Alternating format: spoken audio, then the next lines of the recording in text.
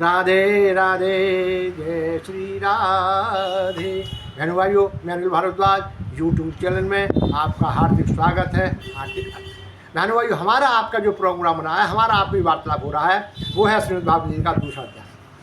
60वें अध्याय में हमने आपको बताया था कि एक भी अगर इच्छा हमारी रह जाती है, इसमें बताया था कि जैसे लड्डुओं खाने की इच्छा है, देसी घी खाने की इच्छा है, अगर हमारी इच्छा रह गई तो भगवान को प्राप्ति नहीं। और यही याद कहते हैं कि आत्मराम जब होगा, उसके जब ईश्वर के परायण जब हो जाएंगे, तभी आपका कल्याण है। कहीं भी चले जाएंगे। अच्छा, भोगों से किसी की तृप्ति नहीं होती। आप देखेंगे कहीं भी संसार में कहीं चलाइए, जो ऋषि मुनि जितने भी आप देख रहे हैं, ये सब जितने भी हैं यहाँ पर कलयुग में, यहाँ किसी की बुद्धि स्थिर नहीं। सब किसी को अपने भाई की, किसी को पैसे की, किसी को शिष्यों की। जब तक हमारी ये भावनाएं पूरी तरह नहीं कब हो जाएंगी, तब तक हम ईश्वर भक्ति में जा ही नहीं पाएंगे। और यही हमें 61वां जो श्लोक है, वो इसी बात बताता है कि एक भी अगर तेरी कमी रह गई तो समझ लो इंद्रियां, बता दो ना, कर्मेंद्रियां, परमेंद्रियां बताई थी वहाँ, जितनी भी है 5 और एक मन, 11 हो जाती। सबसे बड़ा मन है हमारा। मन को जिसने अपने काबू में कर लिया, भोगों की इच्छा क्या है? जैसे अच्छा माली जो भी खाएंगे अब निकलेगा नीचे से, सब निकल जाता है सब। तो इसलिए इन भोगों को आसक्ति धीरे धीरे, अगर आप पढ़ेंगे रामचरितमानस पढ़ेंगे, इनसे तृष्णा से, प्यार से, इससे कोई नहीं बच पाया। स्त्री के नैनों से कोई नहीं बच पाया। लेकिन ईश्वर की साधना करेंगे, ईश्वर की भक्ति में जाएंगे, तो आपका कल्याण होना है, ये निश्चित है। तो ये कहते हैं एक भी। अब आगे की बात करते हैं। तानि सर्वाणि स्वयं युक्त आसीत मत परः, बसे ही यस्य इंद्राणि तस्य प्रज्ञा प्रतिष्ठिता। कर्मयोगी साधक उन संपूर्ण इंद्रियों को बस में करके मेरे प्राण हो को बैठे, क्योंकि जिसकी इंद्रियां बस में है उसकी बुद्धि स्थिर है। स्थिर बुद्धि क्या है? यही तो स्थिर बुद्धि है।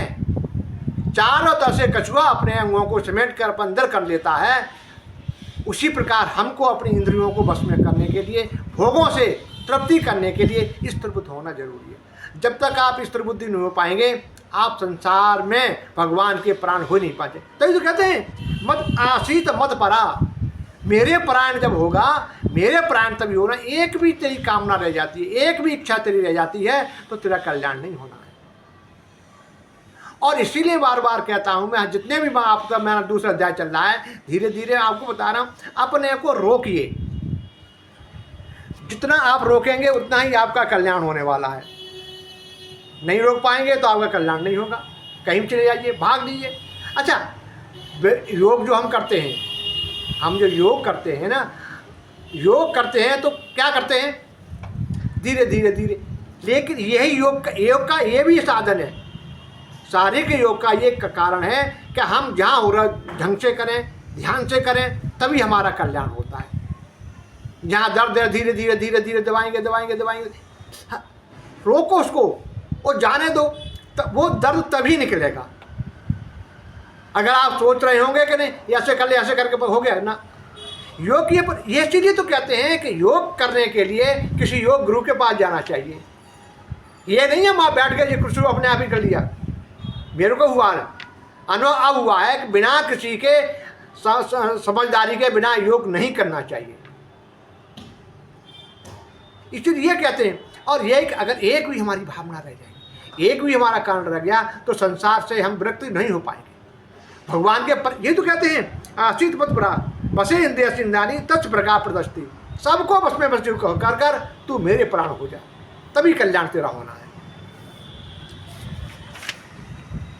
कर्मयोग के साधन के लिए भगवान ने मत पर पद से अपने प्राण होने की बात कही है।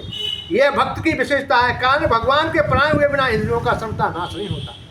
जब तक आप ईश्वर में नहीं घुसेंगे, ईश्वर को अपने श्रद्धा, देखिए श्रद्धा और विश्वास, ये दो मतलब गीता के दो हैं ये।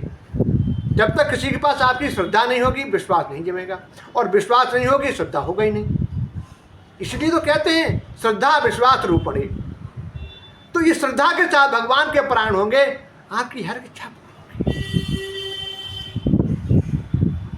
इसलिए अगले के, अच्छा थोड़ा सा आगे, कर्मयोग में त्याग है और त्याग से शांत सुख मिलता है, परंतु ये प्राप्त का सुख नहीं है, प्रेत दुख अशांत मिटने का सुख है। ये भी मिल जाए, ये भी मिल जाए, ये भावनाएं हमारी जब दूर हो जाती हैं तभी कल्याण होता है। आगे के लिए करेंगे, 5वां अध्याय शुरू होगा कल। आज जल्दी जल्दी करेंगे। राधे राधे, जय श्री राधे।